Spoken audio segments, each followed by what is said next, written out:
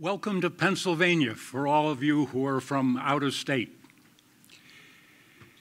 As you just heard, Pennsylvania's the only or one of two states without statewide private well construction standards. Working through a local groundwater association here in Pennsylvania, I've been trying for more than 40 years to get that legislation passed, and it hasn't happened. So the only way to see groundwater is to go out to your water well, if you have one, take a flashlight, shine it down, and look at the reflection off the water table surface. Or go to a tourist cave where they have a boat ride on the water table. Otherwise, we're talking about something you can't easily see. Oh, I can go to a spring pool, that's groundwater. No, it's groundwater a moment ago. In the spring pool, it's surface water. So I'm going to stress today in my presentation how difficult it was and all the methods that we used 10 years ago to create a local private well ordinance in Pennsylvania. We're right here in Harrisburg at the Red Star. I've outlined the Susquehanna River watershed and its various branches on this map. And here's where the Spring Creek watershed is. It's in the geographic center of Pennsylvania. It's 175 square miles, has a population of 125,000 people. So here are the topics I'm going to cover today on the ordinance creation. Why did our watershed need a model ordinance? What was the trigger? How was it developed? Who wrote it? Who came together and made it up? And what did it cover? What didn't it cover? And how did we ever implement it? We certainly didn't create a new branch of government just to implement a well construction standard ordinance. How was it enforced? Who were the inspectors? How do they know what they're inspecting? Have they ever seen a residential water well before? So, in our watershed, we didn't have an umbrella ordinance from the state.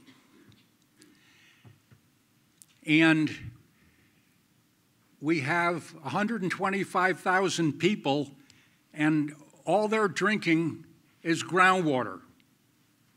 We're more than 99% dependent on groundwater for our public water supplies and, of course, all of our private wells and springs.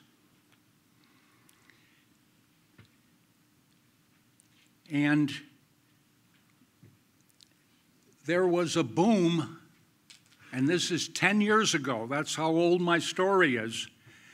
Back in 2009, there was a boom in the geothermal industry where people would drill heat exchange boreholes in their front yard or backyard and convert their gas or oil furnace or electric heat over to geothermal for the cost savings.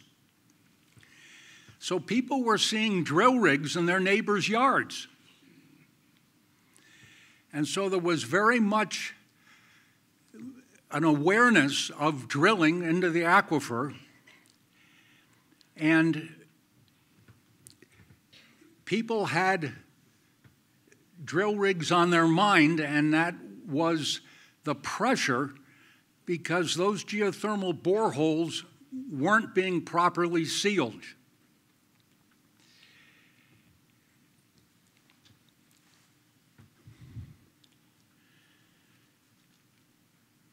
Here's a view from Google Earth, and It's the folded Appalachians right in the center of Pennsylvania. The mountains are forested and green. The valley bottoms are developed into farmland and urban land. And there's the boundary of our watershed. You can see on the right and left sides that the boundaries are on mountain ridges.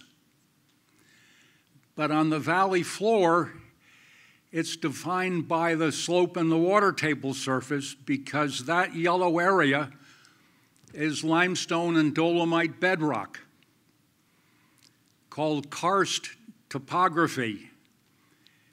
And there are caverns the size of this room developed in the subsurface over millions of years by solution in that limestone and dolomite, causing some very difficult drilling problems on occasion. The blue arrows show you where mountain streams from pristine forest watersheds flow down into sinkholes and become groundwater. So this watershed that you're looking at, due to that surface water being recharged and converted to groundwater, has the capacity to support 250,000 people, double what we are today. Well, that kind of growth is nobody's favorite idea in the watershed, for sure. The circles show you our municipal well fields. They serve the densely populated areas. We measure the flow at the basin mouth, we keep track of our precipitation, and we measure the water level in our monitoring well. So we're looking ahead to manage our water resources and do water budgets on this watershed. So let me show you some of the slides that I used to a layperson audience to show them what the risk was of improperly constructed geothermal boreholes and improperly constructed private water wells. You see the soil zone at the top. Everything below the soil zone is bedrock, and the blue represents the water table surface. That's a cross-section. So the geothermal driller drills down into rock, sets a temporary casing. That's to keep the soil from falling in the hole. The hole is drilled down to the required depth, and this is going to be a heat exchanger borehole, and you see the water table fill in. Why not put this in a video? You can't pause the video easily, and you can't back up easily. And I'm getting questions from a lay audience about every click of my controller on this slide, because nobody's ever seen a step-by-step picture in front of their eyes of what's invisibly going on in the ground. So there's the heat exchange loop. Could you please hold up the piece of plastic heat exchange pipe? Okay, that's going to get passed around. This is show and tell, because people have never encountered geothermal heat exchange boreholes. And if you just drone on and talk to them about it, they certainly won't get it. So the proper construction involves putting that pipe down in the borehole. It's called a TREMI pipe. And what you pump through that is a clay liquid slurry about as thick as pancake batter. And you fill the borehole up. And that bentonite clay grout is impervious. And that's the water quality protection. That's the protection, the right way to do it. Temporary casings removed. So I used local pictures in our watershed, such as this daycare center building on the left. And you're looking at 24 geothermal boreholes, and what they were backfilled with was not the proper clay grout, but the sand, the pea gravel in the pile in the front of the picture. Absolutely an improper construction method, but economics were driving it. So here's the way I was showing them how it went wrong. You shovel that sand or pea gravel in there, and it's a short circuit pathway. There's the visible risk in that picture. You have to show them. You have to put it right in front of their nose, and you have to be able to stop in the presentation and take questions while it's on their mind, because every bit of this construction process is brand new. And you can then contrast it to putting the Tremie pipe in the borehole from the bottom up and grout it with the bentonite clay.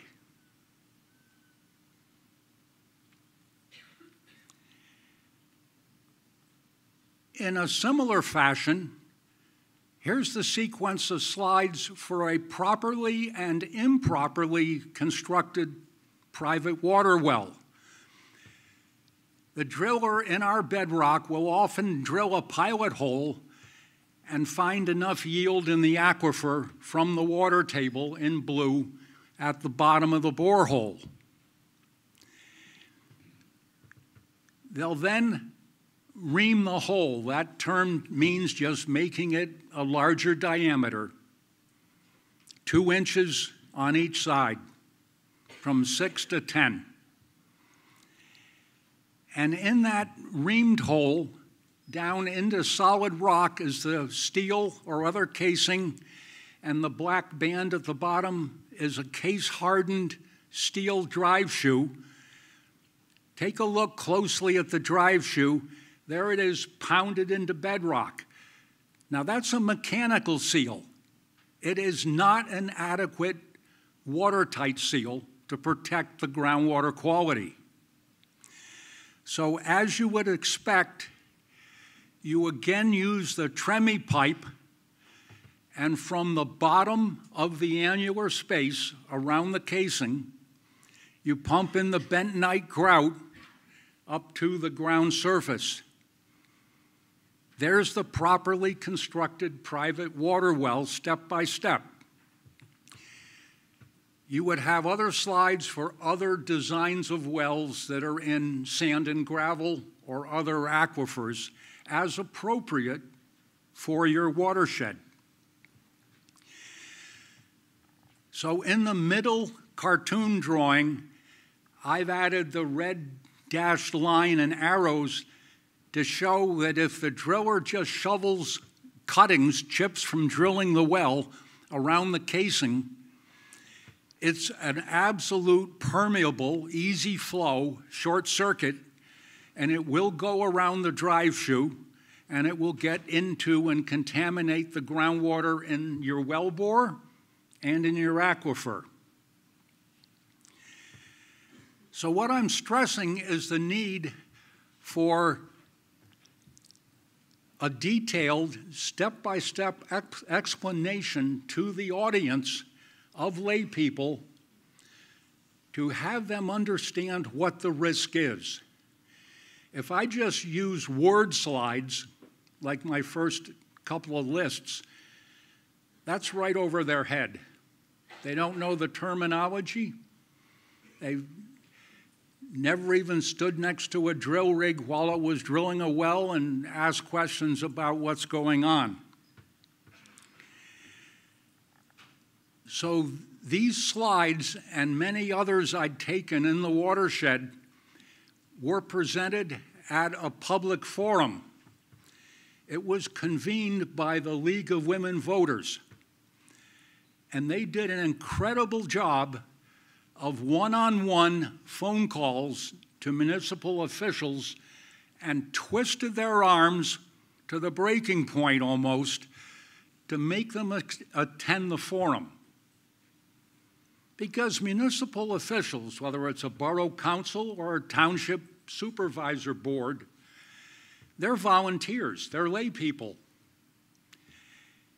And they've got a lot of evening meetings. But they had them turn out, and by showing the risks step by step and showing local pictures of local projects where people recognize their neighborhood, what happened is the citizens became very concerned. The municipal officials who had turned out were very concerned, and we had support to develop within our watershed our own ordinance for the proper construction of private water wells. Okay, wow, a lot of support. Now we have to do it. We have a watershed commission in this watershed. The Susquehanna River Basin has a watershed commission, but it's a federal and state compact, and it's very unusual to have a watershed commission for 175 square miles. If you'll notice on the right-hand side of this slide, there's a video camera, and all of these meetings are televised on our local educational network. Plus, you can go onto the educational network website and look at this particular meeting. So we were reaching a lot of people, and what this watershed commission did, take the bull by the horns, as the cliche goes, and create a work group. Starting on the lower left, the bald guy, he's our co-director. And you're going to see how he saved the whole issue at the very end when the question was, how are we going to implement this ordinance? Going clockwise, Professor Richard Parizak is next. Incredibly knowledgeable about the hydrogeology of the Spring Creek watershed. Then another hydrogeologist in the blue jacket, the water well driller, and geothermal borehole driller, who was keeping all of us scientists in this group writing an ordinance that could actually be done. You know, he'd tell us when it was impossible. We wanted to protect groundwater quality to the nth degree. He was the balance as to what can actually be done. And then the two individuals on the right are planners, because they're thinking about who's going to write the wording and how's it going to get distributed. This dry erase board is from one of our work sessions, and our well drilling contingent in the back right side of the room will appreciate that what we're discussing here is that if you set the requirement to pressure test that plastic pipe and you exceed its rating standard for the pipe, you've irreparably damaged the entire installation.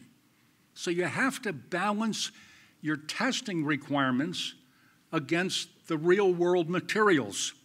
So these were very technical sessions, and we were meeting every 2 weeks as volunteers for a period of months to write this ordinance.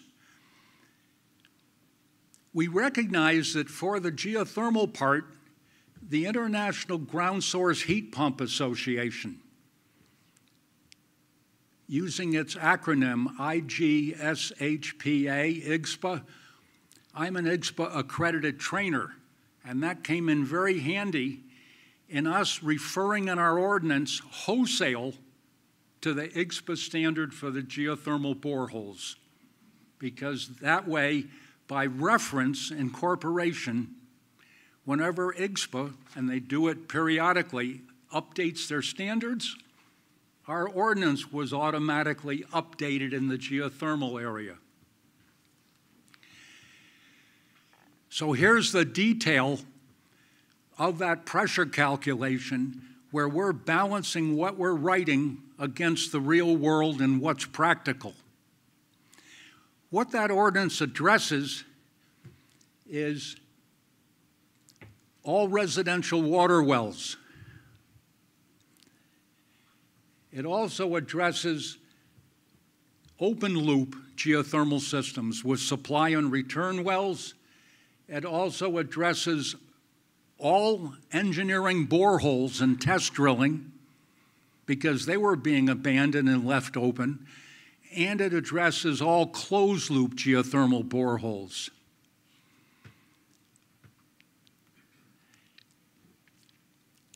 And it sets standards for the casing material, it sets standards for grouting material, and the procedures and the TREMI pipe from the bottom up, etc. So we had to put in bridging and fill material in case you encountered a limestone cavern. And what you're not seeing on this list is water quality standards for the private water wells. As the slide says, we kept the purview, the coverage of this ordinance to only matters that protected groundwater quality in the aquifer and the private well bore.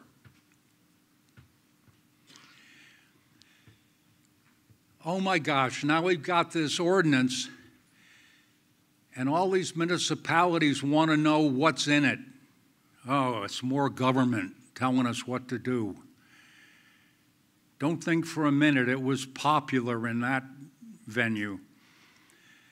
So I had to go on road trips with my PowerPoint projector that's in the center of that slide and explain what the ordinance covers, what it doesn't cover.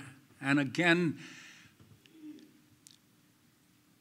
here's another group, a joint meeting of a planning commission and township supervisors.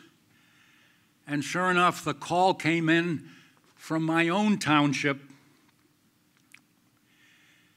They demanded the Board of Supervisors sitting at the back of the room, the front of the room, excuse me, wanted to know what are the hoops you have to jump through?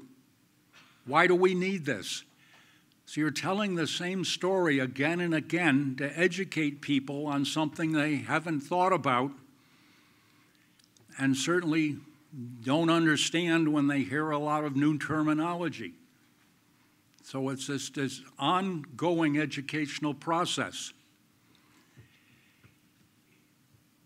It was a lot like fifth grade show and tell when you brought your pet turtle into class. And everybody wanted to pet your pet turtle. So if you could please hold up my cup of bentonite grout and some napkins, I'm going to pass that around. Because you say bentonite clay grout, it swells 13 times its original size when you add water. It's the impermeable seal between the well casing and the borehole wall. It keeps the contaminants from getting into your private well. People have no idea. And the napkins, I'm being very kind. As all the drillers here know, it's a very sticky material, and that particular mix happens to be thermally enhanced by adding fine sand when you're putting it in a geothermal borehole because you want to conduct heat to the water in the loop pipes.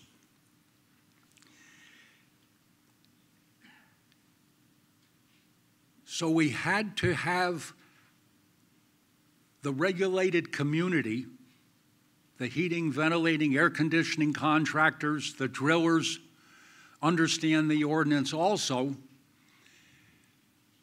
And it occurred to us we had to train the inspectors because they were foundation inspectors, they were electrical inspectors, they were framing and structural inspectors.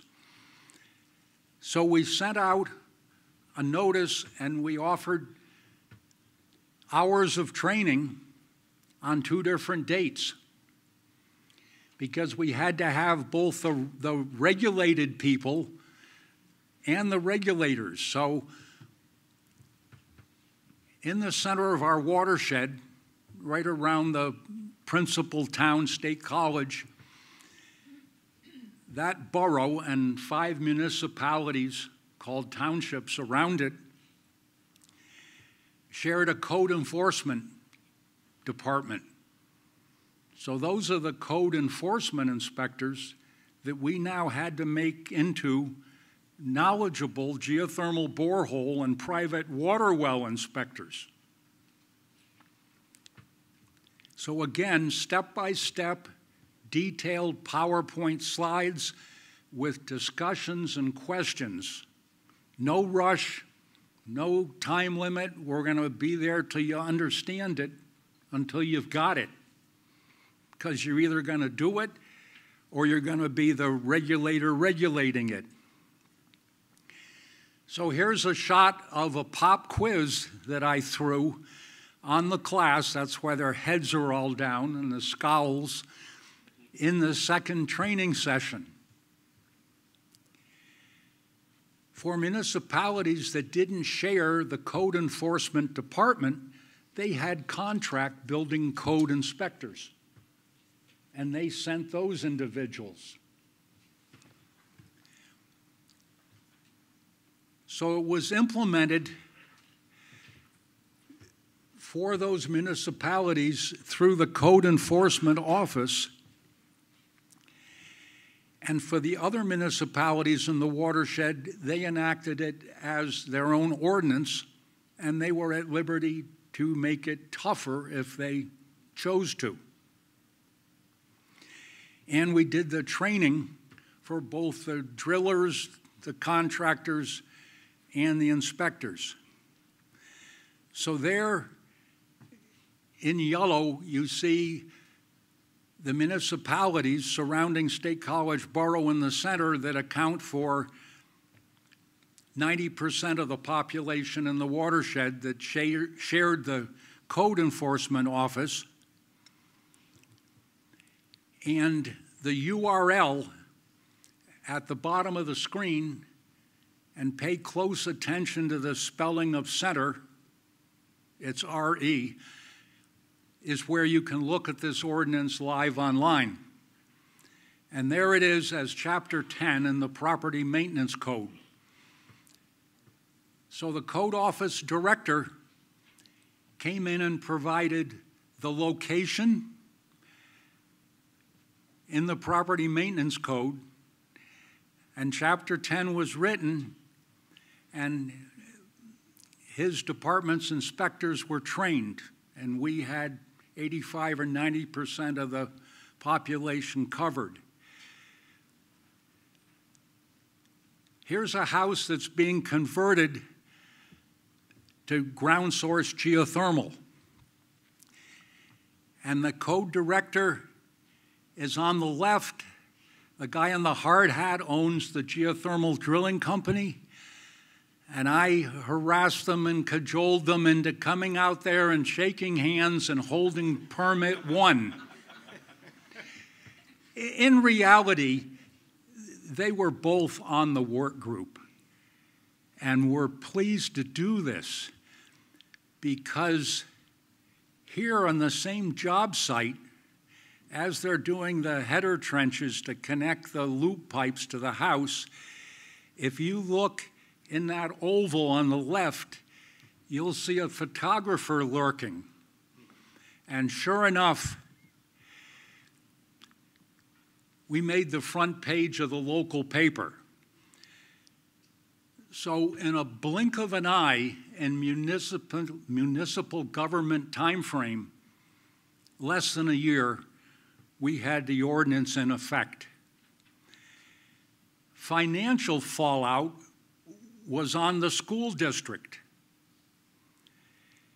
And at this table are contractors, architects, engineers, and the guy strangely smiling at the back ahead of the table is the facility director for the school district, because they had to change their geothermal borehole contracts.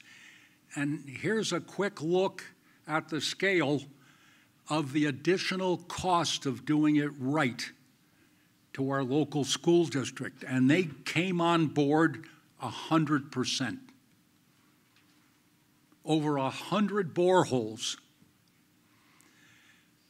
So today, we're the only watershed in Pennsylvania with our own private well and geothermal borehole ordinance. We have half a dozen counties, principally in the southeast, and another 24 municipalities with their own ordinances, but we've got 67 counties total, and we've got over 3,000 municipalities in Pennsylvania. So now you know why the conference is here in Harrisburg, because we're a very needful state as in terms of spreading the ordinance to protect our groundwater quality. Thank you.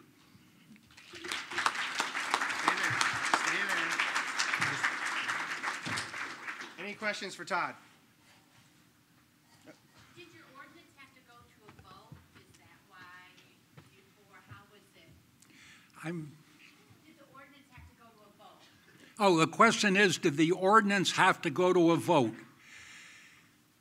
It did within the townships that implemented it on their own, and it did within the townships within that center region that shared the one code office. But after all those township and borough meetings and all that explanation, to say no, that something was going to protect the water quality of their constituents, there weren't any nay votes. Good question, thank you.